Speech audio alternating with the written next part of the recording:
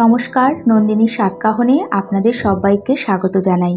আশা করি যে যেখান থেকে আমার ভিডিওটি দেখছেন সবাই সুস্থ এবং ভালো আছেন। পুরনো নন মডুলার কিচেনটাকে শখ এবং সাধ্যের সাথে ব্যালেন্স রেখে নতুনভাবে সিম্পল মডুলার কিচেন তৈরি করা হয়েছে। আজকে এই নতুন রিনোভেট কিচেনটাই আপনাদের সাথে শেয়ার করছি। যারা ফ্ল্যাটে থাকেন বা থাকার চিন্তাভাবনা করছেন, হয় নিজে দাঁড়িয়ে থেকে সমস্ত কিছু দেখে শুনে বুঝে তৈরি করবেন, অথবা কিছুদিন থাকার পর ঘরে প্রয়োজনীয় যা যা দরকার করাবেন। আমার আগের কিচেনের লুকটা এই যে দেখতেই পাচ্ছেন, যেরকম প্রমোটাররা তৈরি করে দিয়েছিল সেরকমই ছিল, কিচ্ছু করিনি, যার ফলে সমস্যাগুলো চোখে পড়ে। কোথাও জলের সমস্যা, কোথাও পাইপের প্রবলেম, দেওয়ালে ড্যাম্প পড়া, এটা তো আছেই। বিভিন্ন ড্যাম্প পড়া জায়গায় আগে টাইলস ইউজ করেছি। এরই সাথে নতুনভাবে তৈরি সিম্পল ক্যাবিনেটগুলো আপনাদেরকে দেখিয়ে দিই। যত বেশি ডিজাইন, যত বেশি ড্রয়ার জায়গা তত বেশি ছোট হয়ে যায়, তাই প্রথমে শুধু পাল্লা ইউজ করেছি। বড় বড় কন্টেনার রাখতে সুবিধা হয়। গ্যাস ওভেনের নিচে ড্রয়ার তৈরি করেছি, সেপারেট 5টা ড্রয়ার, 4টে একই মাপের আর নিচেরটা লম্বা, তবে হাইটটা কম, বড় বড় থালা, ফ্রাই প্যান এগুলো রাখার জন্য। পুরো কিচেনটাতেই প্লাই ইউজ হয়েছে, কোথাও কোনো স্টিলের বা কাচের ইউজ করিনি। এমনকি ড্রয়ারগুলো ফুল প্লাই দিয়ে তৈরি করা, কোনো রকম স্টিলের বাস্কেট বা র্যাক ইউজ করিনি। লাক্সারিয়াস মডুলার কিচেনের মতো না হলেও প্লাইটা দিয়েছি 1 নম্বর প্লাই, যার জন্য খরচটাও একটু বেশি পড়েছে। Waterproof, termite proof ply use করা হয়েছে, কেননা কিচেনে সবসময় জলের প্রয়োজন হয় বা জলের ইউজ হয়, যাতে কোনো রকম প্রবলেম না হয়। এখানে যেমন এই যে গ্যাস সিলিন্ডার রাখা আছে, আর একটু বড় স্পেস হওয়ার জন্য শিলনোড়া, বটি এখানেই রেখেছি। আমার কিচেনটা এল শেপের, 10 ফুট লম্বা আর 5 ফুট 3 ইঞ্চি মতো চওড়া। লম্বাটা যথেষ্ট বড় হলেও চওড়াটা একটু কম, তাই এইদিকে সিম্পল পাল্লাই ইউজ করেছি। কারণ ফাঁকা যে ওয়ালটা ছিল সেটাতেও একটা ক্যাবিনেট করেছি। এই ক্যাবিনেটের পিছনের ওয়ালটা ড্যাম্প পড়েছিল, তাই পুরো ওয়ালেই, মানে পুরো কিচেন ক্যাবিনেটের নিচে এবং ওপেন ওয়ালের নিচেও পুরো টাইলস ইউজ করেছি। ড্যাম্প পড়ার সমস্যাটা নিয়ে খুবই অস্বস্তিতে দিন কাটছিল। লাস্টে নিচের কর্নারটাও শুধু পাল্লা ইউজ করেছি, এতে কিচেনের বড় বড় বাসনপত্রগুলো রাখা যায় আর পরিষ্কারের সময় সব নামিয়ে ঝটপট করে ক্লিন করা যায়। এবার চলুন ওপরের পার্টটা দেখাই। কাউন্টার টপ থেকে ওপরের ক্যাবিনেটের মাঝে অনেকটাই গ্যাপ রেখেছি, যাতে খুব ঘিঞ্জি না লাগে। একটু খোলামেলা কিচেন আমার ভীষণ পছন্দের। এটাও ওপর থেকে 5 ফুট লম্বা, আর এটার এই পার্টটার ওপরেও আরেকটা পার্ট আছে। এই পার্টের মাঝে একটা করে তাক দেওয়া আছে, প্রয়োজন হলে মাঝের তাকটা খুলেও রাখতে পারি, বড় দরকার হলে তখন একটা খুলে রাখা যাবে। খুব বেশি প্ল্যান করে বা অনেক দেখে শুনে যে কিচেন ক্যাবিনেট তৈরি করা হয়েছে সেটা একদমই না। মা মেয়ে মিলে যেটুকু প্ল্যান করেছি সেটাই করেছি। ওই যে ওপরে একটা ইউনিট বা ক্যাবিনেট আছে, যে সমস্ত জিনিস খুব বেশি ইউজ হয় না, 2 মাসে 3 মাসে বা 6 মাসে ইউজ হয়, সেগুলো ওপরের দিকে রাখা থাকবে। অ্যাকচুয়ালি কিচেন এমন একটা জায়গা, যত জায়গায় থাকুক না কেন আমাদের সেই জায়গার অভাব দেখা যাবেই। চিমনির সাইডেও একটা ক্যাবিনেট করেছি। সেমি মডুলার কিচেন হোক বা মডুলার কিচেন, একটু একটু করে প্ল্যান করে করতে করতে অনেকটাই বড় হয়ে যায়। তবে হ্যাঁ, নতুন ঘরে সমস্ত কিছু রেডি করে ঢুকতে পারলে বেশ ভালো। আবার কয়েক বছর ইউজ করার পর, বিশেষ করে কিচেনটাকে আবার নতুন করে রিনোভেশন করতে গেলে যে কতটা পরিশ্রম হয় সত্যি আইডিয়া ছিল না। টোটাল 10-12 দিন কাজ চলেছে, আর যারাই ইউজ করা কিচেনকে নতুনভাবে রিনোভেট করতে চাইছেন তাদের জন্য রইল বেস্ট অফ লাক। কাউন্টার টপটাও চেঞ্জ করা হয়েছে এবং সাইডে একটা বিট মতো দেওয়া রয়েছে, বাই চান্স কোনো কারণে জল পড়লে নিচে যাতে প্লাইতে না পড়ে, এবং আগের থেকে অনেকটা চওড়া হয়েছে, 3 ফুট চওড়া রয়েছে। এপাশের এই কাউন্টার টপ আর পাশের ক্যাবিনেটের মাঝে অনেকটা গ্যাপ রাখা আছে, যাতে ইন্ডাকশান, মিক্সি ইউজ করতে প্রবলেম না হয়। কিচেনটা চওড়া একটু কম হওয়ায় চিন্তাভাবনা করেই কার্পেন্টার ভাই এই গ্যাপটা রেখেছে। আমার ব্যাপারটা মাথাতেও ছিল না। ওয়ালের এই পাশে এই ক্যাবিনেটটা পুরোটাই আমার পছন্দ মতো হয়েছে। এটাও 5 ফুট লম্বা, 5 ফুট চওড়া, শুধু সাইডের সেলফ এরিয়াটা বাদে। ওপরে পুরো ওয়াল পর্যন্ত ক্যাবিনেট করা হয়নি। ওই যে আগেই বলেছি একটু খোলামেলা কিচেন আমার পছন্দের। 4টে শেলফের এই প্যান্ট্রি এরিয়াটাও করা হয়েছে। এখানে শেলফগুলো সুবিধা মতো ছোটো বড়ো করতে পারবো। তবে শুধু যে গ্রসারি জিনিস রাখবো তা না, সুবিধা মতো যেটা পারবো সেটাই গুছিয়ে রাখবো।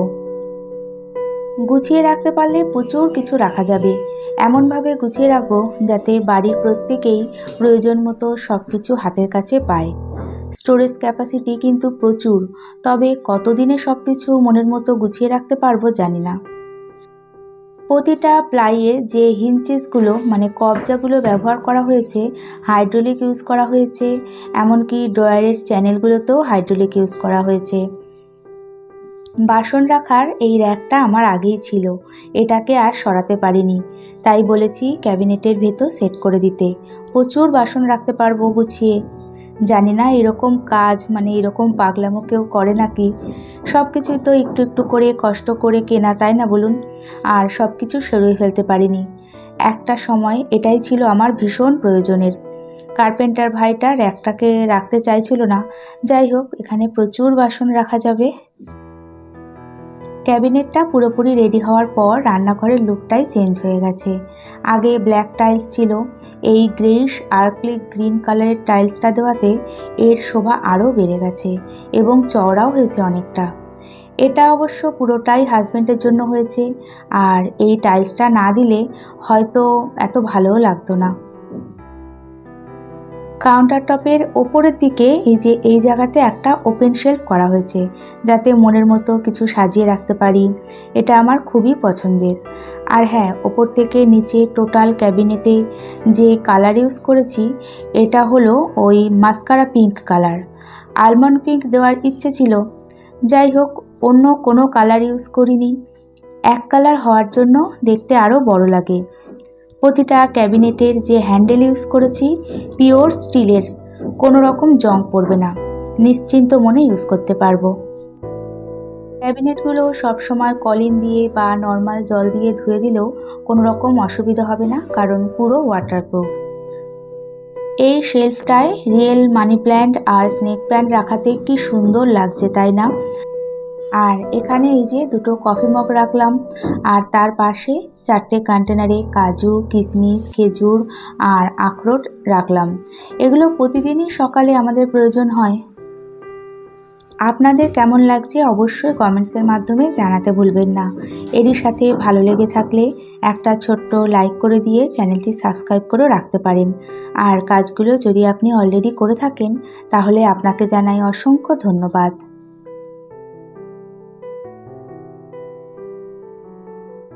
সমস্ত ক্যাবিনেট ড্রয়ারগুলো গতকাল রাত 12টা পর্যন্ত জেগে একচোটে পরিষ্কার করেছি। লিকুইড ডিটারজেন্ট, ভিনিগার আর নর্মাল জল দিয়ে একটা সলিউশন বানিয়ে নিয়েছি, সেটা স্প্রে করে করে ভালোভাবে ক্লিন করে নিয়েছি, যাতে কোথাও কোনো আরশোলা পোকামাকড় হতে না পারে। এখন আরেকবার একটু মুছে তারপরে ঝটপট করে একটু অর্গানাইজ করে রাখবো।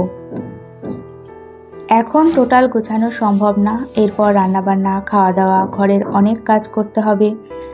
এখনও কোনো রকম এক্সট্রা লাইট ইউজ হয়নি, প্রোফাইল লাইট ইউজ করলে আরও ভালো লাগবে দেখতে। অ্যাকচুয়ালি জিনিসপত্র রাখা প্লাস খাওয়া দাওয়ার খুবই সমস্যা হচ্ছে, তাই পরিপূর্ণভাবে নতুন কিচেন ট্যুর দেওয়া সম্ভব হলো না।